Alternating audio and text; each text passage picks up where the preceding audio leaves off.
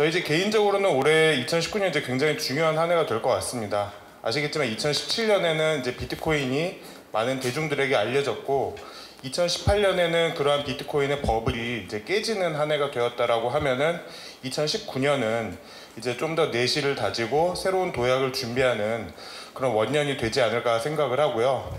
저희가 준비한 이제 7가지 트렌드는 규제 노이즈와 옥석 가리기, 그리고 기관 투자자의 시장 참여와 STO, 그 다음에 새로운 대체 자산군으로의 부각, 빅블럭, 그 다음에 이제 중앙화된 블록체인 프로젝트의 등장, 이 7가지를 이제 말씀을 드리도록 하겠습니다. 첫 번째 이제 규제 노이즈입니다. 작년에 뭐 G20 의장국이 아르헨티나였어요. 그래서 이제 G20 재무장관 중앙은행 총재 회담에서 이 암호화폐에 대해서 각국의 규제에 대한 논의가 나올 것으로 예상이 됐었습니다. 하지만 작년에는 아시겠지만 미국과 중국의 무역 갈등이 굉장히 심한 양상을 보였고, 사실 저 G20 재무장관이나 중앙은행 총재 회담에서는 이 블록체인이나 암호화폐보다는 미국과 중국의 무역 전쟁이 당연히 더 큰 이슈일 수밖에 없었습니다. 그래서 저 아르헨티나에서는 별다른 이제 논의가 없었고요. 근데 이제 저희가 올해도 이 규제 노이즈가 계속될 거라고 예상을 하는 이유는 지금 뭐 저희 나라랑 사이가 굉장히 안 좋은 일본인데 올해 G20 의장국이 일본입니다. 그래서 이제 이 일본이 올해 G20 의장국을 이제 맡으면서 새로운 이제 변환점을 이제 맞을 것으로 생각을 하고 있는데, 벌써 이제 작년이 됐죠. 2018년에 이제 평창 올림픽이 열렸습니다.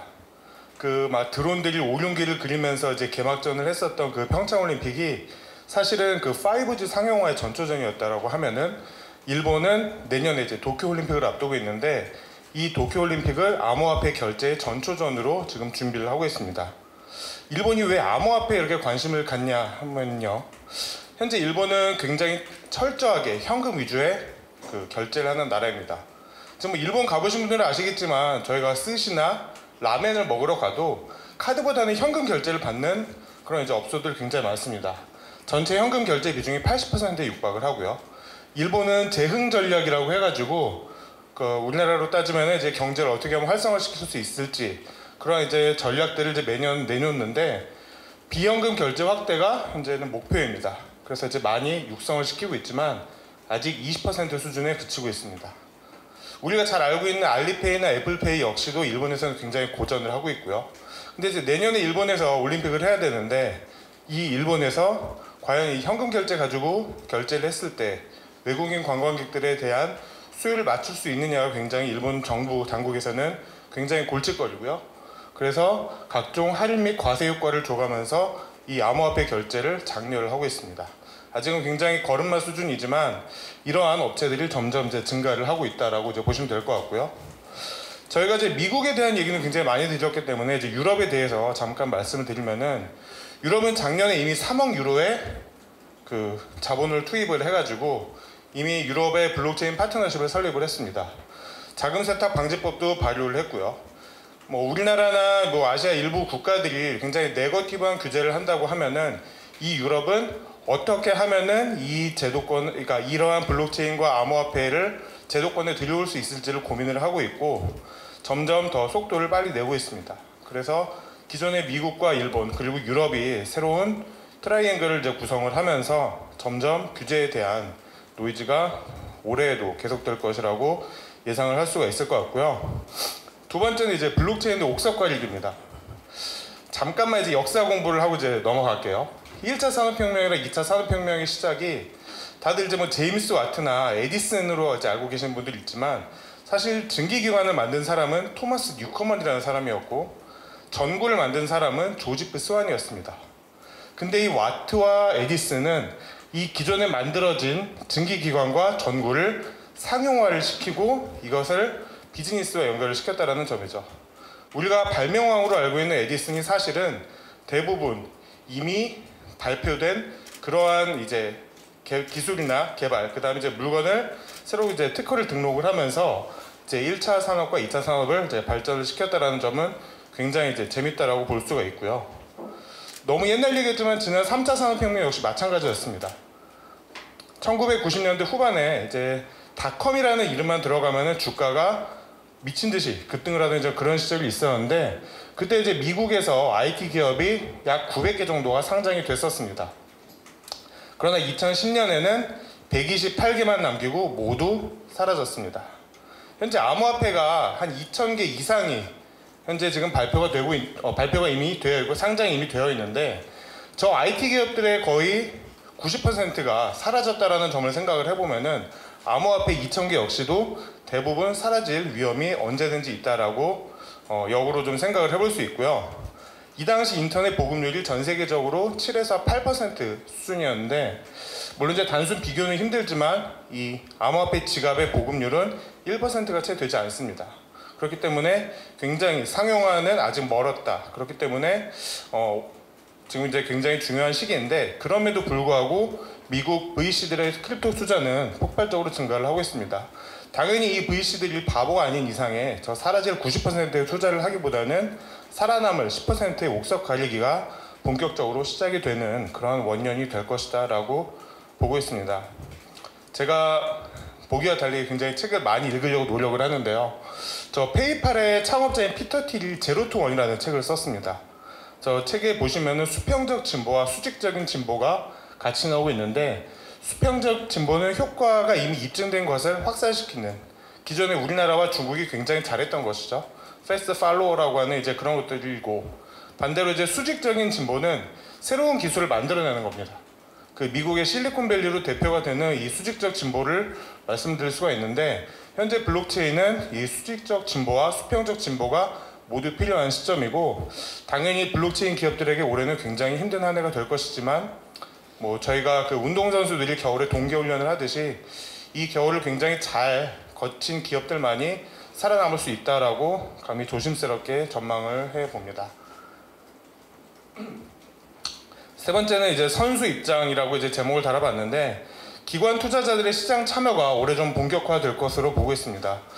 아마 이제 여기 계신 분들이 저보다 더 외신을 많이 보시기 때문에 이제 더 많이 접하셨을 텐데, 올해 저 벡트라고 하는 이게 아마 상반기 아니면은 올해 1년 동안 가장 중요한 화두가 될 것으로 보고 있습니다. 벡트는 쉽게 말하면 암호화폐 트레이딩 플랫폼이고요. 새로운 이제 선물을 통해서 이제 기존의 암호화폐의 높은 변동성을 해지하는 그런 플랫폼이라고 좀 보시면 됩니다. 그럼 제가 이제 이렇게 말씀드리면 이제 의구심을 이제 가지신 분들 계실 거예요. 그 재작년에 시카고 상품거래소에 이미 선물이 상장이 됐는데 왜 벡트가 상장이 또 된다고 이 암호화폐 시장을 바꿀 새로운 게임 체인저가 될 것이라고 생각을 하시는 걸까라고 이제 이제 생각을 하실 수가 있는데, 기존의 이 선물과 다르게 벡트가 중요한 것은 바로 실물 인수도 방식입니다. 자, 굉장히 좀 쉽게 설명을 드리면은, 기존에 이미 그 상장이 되어 있던 시카고 선물 거래소에 상장이 되어 있던 암호화폐 선물을 상계, 쉽게 말해서 퉁치면은 되는 그런 이제 암호화폐 선물이었다라고 하면은, 이것은 이제 실제로 비트코인이 있어야 되기 때문에 실제로 비트코인을 사야 됩니다. 음모론일 수 있지만 지금 굉장히 미국이 비트코인을 많이 사들이는 이유도 이 연장선상이 아닐까라고 생각을 하고 있고요. 그렇기 때문에 이 벡트가 상장이 되고 이게 이제 새롭게 출시가 되면은 실제로 비트코인 수요가 증가하는 것을 의미하기 때문에 당연히 더 시장이 커질 것으로 이제 생각을 하고 있고요. 그렇게 되면은 이제 전통 금융 영역에서 비트코인이 거래가 되는 새로운 신기원을 맞이할 것으로 보고 있습니다. 근데 이렇게 이제 기관 투자자가 아까 그 벡트가 이제 새로운 나비 효과를 불러일으킬 수가 있는데, 올해 이 벡트와 ETF가 이 기관 시장에 굉장히 큰 화두가 되면서 수탁 서비스와 OTC 시장 역시 활성화가 될 것으로 저희는 예상을 하고 있습니다. 당연히 기존의 전통 금융 기관들은 그 기존의 거래소에서 이 암호화폐를 사는 것보다는 보다 신뢰할 수 있는 수탁 서비스와 OTC 시장을 당연히 이용할 것으로 보고 있고, 현재 OTC 시장이 전체 시장에서 한 25% 수준에 불과한데, 기존의 OTC 시장의 원조라고 할 수 있는 채권 시장이 70에서 80% 수준입니다. 당연히 충분히 더 상승할 수 있는 상승 포텐셜이 있다라고 저희는 생각을 하고 있습니다. 올해 또 가장 핫한 주제가 바로 이 증권형 토큰이 될 텐데, 증권형 토큰은 이제 제 다음 이제 발표할 한중섭 센터장님이 이제 보다 좀 자세하게 설명을 할 예정이기 때문에 이 부분에 제가 간단하게 이제 스킵을 하고 넘어가겠습니다. 다섯 번째는 이제 새로운 대체 자산군으로 이제 매력이 부각이 될 텐데, 아시겠지만 올해 굉장히 이제 경기 침체에 대한 우려도 있고, 2008년 이후로 이 대체 자산에 대한 매력이 굉장히 부각이 됐습니다. 2004년에 전 세계적으로 대체 자산 운용 규모는 4조 달러가 채 되지 않았습니다. 근데 이제 금융위기를 겪으면서 자산 동조화가 나타났고, 그러면서 2020년에 18조 달러까지 상승할 것으로 전망을 하고 있습니다. 지금 전 세계적으로 연기금의 대체 투자 비중은 증가세를 보이고 있고, 국내 연기금이라고 할 수 있는 국민연금과 우정사업본부 역시도 대체 투자 증가에 대한, 그러니까 투자 증가에 대한 압력이 높아지면서 이쪽 인력에 대한 채용을 굉장히 공격적으로 펼치고 있습니다. 따라서 이제 대체 자산에 대한 관심은 이제 점점 더 높아질 텐데, 저희가 이제 비트코인을 주목을 하는 이유는 이 비트코인이 이제 기존 자산군들과 이게 상관관계를 나타내는 것입니다. 특히 그 전통 자산과 이제 낮은 상관관계를 보이고 있는데, 저희가 이제 대표적으로 알고 있는 위험 자산인 주식과의 상관관계가 0.4가 채 되지 않습니다. 굉장히 이제 상관관계가 낮기 때문에 이 부분에 대해서 위험에 대한 해지 수단으로서 충분히 매력이 부각이 될 수 있고요. 두 번째는 이제 그 경제학자들이 최근에 많이 연구를 하고 있는데, 인플레이션이나 화폐 가치에 대한 위험 해지도 굉장히 가능하다라는 점이 굉장히 매력적으로 부각이 될 수가 있습니다. 그래서 이제 기존 전통 자산의 성장이 정체가 됐고, 전통 자산의 이제 수익률이 부진한 가운데 비트코인이 앞서서 설명을 드렸던 기관 투자자의 유입이 본격화된다라고 하면은 새로운 투자 자산으로서의 매력이 부각이 되는 시기가 되지 않나라고 생각을 하고요. 그리고 이제 기존의 대체 자산군이 가지고 있었던 문제점 중에 하나인 낮은 유동성과 높은 비용도 이 비트코인을 비롯한 암호화폐, 디지털 자산이 해결을 할 수 있을 것으로 생각을 하고 있습니다. 여섯 번째는 이제 빅블러인데요. 빅블러는 뭐 잘 아시겠지만 산업 간의 경계가 모호해지는 현상을 의미를 합니다. 예전에는 삼성전자는 휴대폰만 잘 만들면 됐고, 현대차는 자동차만 잘 만들면 됐습니다. 근데 인터넷 산업이 성장을 하면서 산업 간의 경계는 점점 허물어지고 있습니다. 이제 애플은 자동차를 만들려고 하고, 아마존은 서점에서 출발을 했지만 인터넷 쇼핑몰로 발전을 하면서 최근에는 클라우드 산업에서 더 큰 이익을 가져가고 있습니다. 미국과 중국의 인터넷 기업들이 이렇게 최근에 영역을 확장하고 있는 모습, 그걸 이제 바로 이제 빅블러라고 할 수가 있겠는데, 블록체인에도 빅블러의 조짐이 나타나고 있습니다. 지금 이렇게 여러 가지 그 기존의 전통 그 블록체인과 암호화폐 산업이 이렇게 많은 영역을 지금 영위를 하고 있는데, 솔직하게 말씀드리면 이 중에서 이제 채굴과 거래소가 가장 큰 파워를 가질 수밖에 없습니다. 근데 이 채굴은 가격이 하락을 하면서 영향력이 많이 감소를 했지만, 이 거래소 같은 경우에는 여전히 이 암호화폐 시장에서 절대적인 영향력을 행사를 할 수밖에 없습니다. 따라서 현재 모든 블록체인 기업들은 이 거래소를 하려고 하고 있고요. 이 거래소는 지금 현재는 단순 중개의 기능을 하고 있지만 점점 종합금융 서비스를 담당을 하는 그러한 업체로 성장할 가능성이 있지 않나라고 생각을 해봅니다. 이제 마지막 이제 7번째인데, 사실 이제 블록체인 프로젝트라고 하면은 대부분 조건 반사적으로 탈중앙화라는 이제 단어가 이제 등장을 합니다. 이게 제가 알기로는 아마 이더리움 백서에서부터 이 탈중앙화라는 말이 이제 나타난 것으로 알고 있는데, 저도 이제 백서를 여러 편 봤지만 대부분의 백서에서는 탈중앙화라는 말이 항상 어김없이 등장을 했습니다.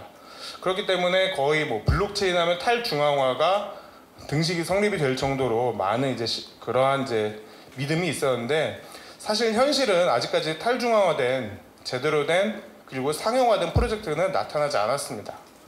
그런데 지금 카카오와 라인을 비롯한 국내 기업들이 자체적으로 그 개발한 블록체인 프로젝트들을 내놓고 있습니다. 이걸 제가 뭐 국내로 예를 들었지만 해외 역시도 마찬가지고요. 이러한 그 전통적인 IT 기업들이 가지고 있는 인프라와 막대한 자금력, 그 다음에 기술력을 생각을 해보면은 이러한 기업들이 현실적으로 봤을 때는 기존의 블록체인 프로젝트들보다 더 빨리 상용화되고 대중화될 수 있는 프로젝트들을 내놓을 수 있는 그러한 가능성이 당연히 높다라고 생각을 하고 있고, 이러한 기업들이 움직이고 있는 올해가 이제 이러한 중앙화된, 그러니까 소위 말해서 탈중앙화가 아닌 다소 중앙화된 블록체인 프로젝트가 등장을 하지 않을까라고 생각을 하고 있습니다. 특히 아마존과 페이스북을 좀 눈여겨볼 필요가 있는데, 아까 앞서 설명을 드렸지만 이 아마존은 온라인 서점으로 시작을 했습니다. 근데 지금 미국 그 각종 소매 매출은 오히려 적자이고요. 이 기존에 새롭게 사업을 시작을 했던 클라우드 서비스가 오히려 아마존의 성장을 이끌고 있습니다. 제가 이제 페이스북을 이제 예를 든 이유는 페이스북은 지금 인스타그램, 그다음에 스냅챗과 비교를 해봤을 때 월별 이용자 수가 이제 지속적으로 감소를 하고 있습니다. 아니나 다를까 페이스북 같은 경우에는 이제 지난해 블록체인 전담팀을 신설을 했는데 지금 뭐 당장 페이스북이 블록체인 가지고 어떤 사업을 한다라고 발표를 한 것은 이제 물론 이제 아직 없습니다.